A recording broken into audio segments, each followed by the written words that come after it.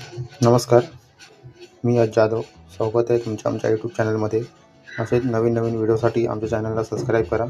तर आज मी आलो आहे विरार वेसमधील हे मंदिर बघण्यासाठी. ते ओम श्री साईधाम मंदिर ट्रस्ट विरार. विरार पश्चिमेकडील विरार वेस गावठण भागात असलेले साईबाबा मंदिर अत्यंत जागृत आणि जुने मंदिर आहे. 12 फेब्रुवारी 1987 रोजी या मंदिराची स्थापना झाली.